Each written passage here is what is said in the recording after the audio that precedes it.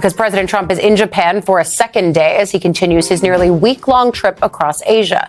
Soon he'll meet with business leaders in Tokyo after wrapping up remarks to U.S. troops aboard the USS George Washington, where he praised the Prime Minister of Japan. This woman is a winner. So, we've become very close friends all of a sudden because their stock market today and our stock market today hit an all-time high. I have such respect for Japan and the country, and now I have a really great respect for the new and incredible Prime Minister. And I have to say this, the first female Prime Minister in the history of Japan. Madam Prime Minister. Earlier, the leaders signed two agreements, the first of them on trade, offering few details, but promising to work toward a, quote, new golden age of the U.S.-Japan alliance. The second aimed at securing the supply of critical minerals and rare earths amid concerns about China's near monopoly on those subsidies and the leverage it gives them in trade talks.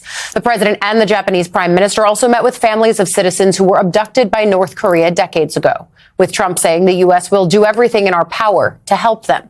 It still remains an open question whether or not Trump will meet with North Korean leader Kim Jong-un while on this trip. Overall, though, the day has been full of pleasantries and praise. President Trump congratulated the prime minister on being the first woman to hold that office. You heard him mention it again there, and said the two countries will do tremendous trade together. The prime minister, meanwhile, announced she's nominating Trump for the Nobel Peace Prize, and she also presented him with a golf-themed gift, including a putter owned by the assassinated Prime Minister Shinzo Abe, who Trump was close with and golfed with while he was on this exact trip, during his first term years ago.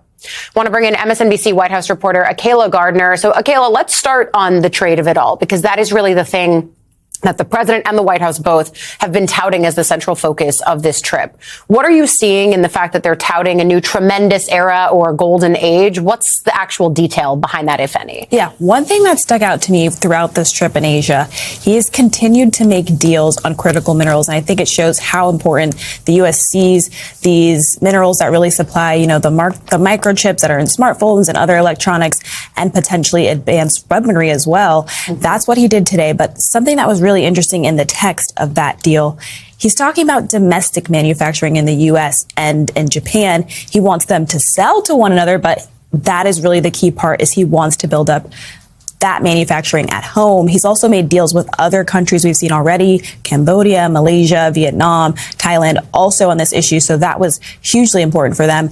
But then on the other side of this, you had defense. You heard the prime minister really saying that she wants to up defense spending in Japan. The U.S. and Japan have had a long-standing partnership, and President Trump has really prided himself on forcing or pressuring other countries to up their spending.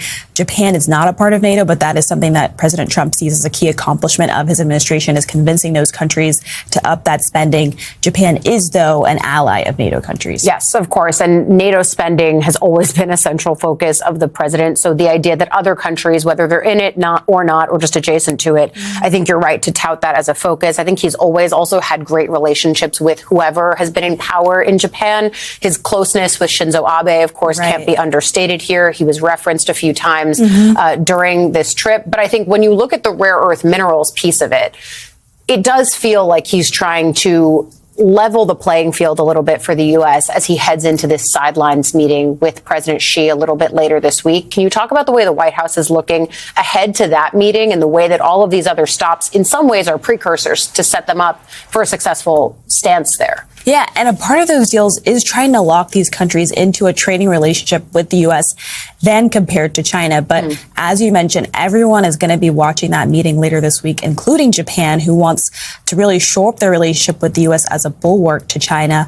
But yes, everyone is going to be watching that meeting. There's a ton on the agenda. Perhaps the biggest thing is also trade. The president threatened these 100% tariffs. But it sounds like U.S. officials are expressing optimism that that actually won't go into effect. They believe that they've secured an agreement for China to defer this program that they see really sweeping in scope that would essentially require foreign companies to seek permission before they export products with even 0.1% of critical minerals that are refined in China or originate from China. They believe there will be somehow a deferral of that program, maybe for the U.S., maybe for the entire world. But I think there's a lot of questions about what that could actually look like and if some of the promises that we're hearing will come to fruition. President Trump just said yesterday, even the things that we were talking about 2 days ago might not actually happen. He said nothing has been agreed to, but we heard the Treasury Secretary over the weekend just expressing a lot of optimism. They seem to think that they're going to get a lot out of these conversations with Xi.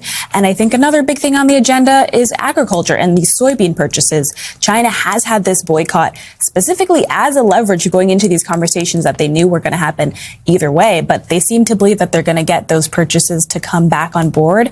And I think President Trump has really been struggling with farmers, a key constituency group for him, not just on soybeans, but a number of other issues. And I think he's really looking to bring that home. Yeah, I mean, one of the immediate places that I would look to see how this is faring from a domestic politics perspective is right to the heart of Iowa, a state that Trump prides himself on turning ruby red. And now, of course, we'll see what farmers there ultimately do. How do they feel this America First agenda that was supposed to be so beneficial to them? How is it actually playing out? That's something we'll see over the course of the next few months, even over the next year. But for now, we'll keep looking for what that trade meeting actually brings. It is one of the more normal ways that we've seen this White House do diplomacy and trade negotiating, putting together a framework at the staff level before bringing in the principals. Right. We'll see ultimately what that yields. But the other place where I think that they need some kind of framework and negotiating is right back here at home, because we've now reached day 28 of the government shutdown, 4 full weeks and heading into a 5th. As Senate lawmakers returned to Capitol Hill yesterday, the Senate chaplain, Dr. Barry Black, had a stark reminder for them during his opening prayer. Lord, remind our lawmakers that no gold medals are given for breaking shutdown records, but a crown of righteousness is given to those who take care of the lost, last, and least. Dire warning there. Republicans and Democrats remain at an impasse over government funding. But now some lawmakers are working to introduce standalone bills that would address specific effects of the shutdown, including pay for air traffic control and TSA workers, as well as for military and non-furloughed federal employees. The Senate Majority Leader, John Thune, didn't definitively say yesterday whether he would bring these measures to the floor for votes, instead saying the easiest way for federal employees to get paid again is by opening up the government.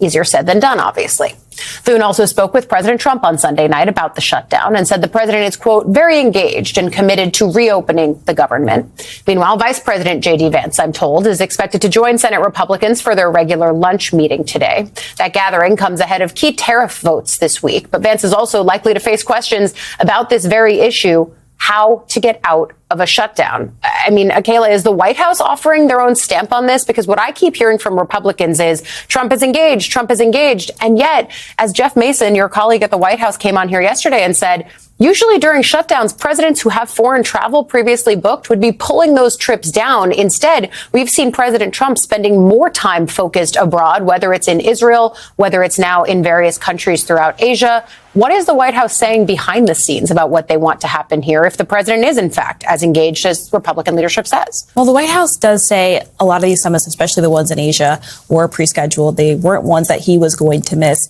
But I am really watching that meeting today with Vice President J.D. Vance. I think he's seen as somewhat of a pragmatist, particularly from his Senate colleagues. Of course, he was a senator for 2 years. But his language, the way that he has even talked about Affordable Care Act subsidies, seems different to me than how the president has. He at one point says we like some of the subsidies, suggesting perhaps there could be some reforms to others, saying some of them are going to waste, fraud, and abuse. But President Trump has increasingly seemed like he's not open to extending these subsidies. And I think best case scenario for the White House and their perspective is they want the government to reopen with no concessions. But I think on the Democratic side, one thing that I saw yesterday that potentially could change the calculus is the American Federation of Government Employees came out yesterday and said they are calling for Democrats to open the government. Yeah. And we are at that point of the shutdown where there is real pain. People's rents are going to be due by the end of the month. You also have SNAP benefits expiring.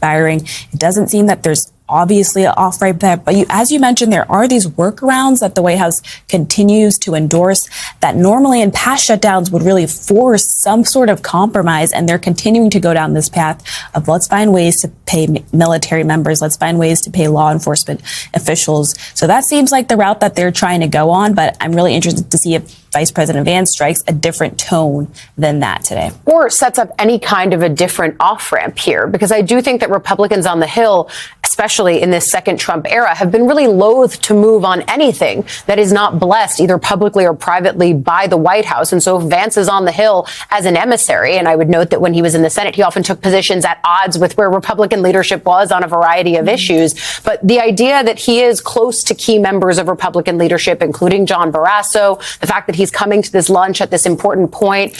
And I think you're right to bring up all of the various linchpin moments now that we see as potential inflection points. November 1st, the day that people start getting into their open enrollment on these ACA subsidies, seeing what their premiums look like without it. And then, of course, the way that the government has continued to, in your words on this piece, flood the zone and talk about blaming Democrats overtly, despite the fact that it likely violates ethics rules for government employees to use taxpayer-funded platforms with that kind of political speech. I think all of it just lends to this continued mixture of stalemate. And even that federal workers union coming out and saying, just please reopen the government. It hasn't yet moved people on the Hill, at least not yet. I'll be up there later today. We'll see if anything changes. I know you'll be tracking it all from the White House. MSNBC White House reporter Kayla Gardner, thank you.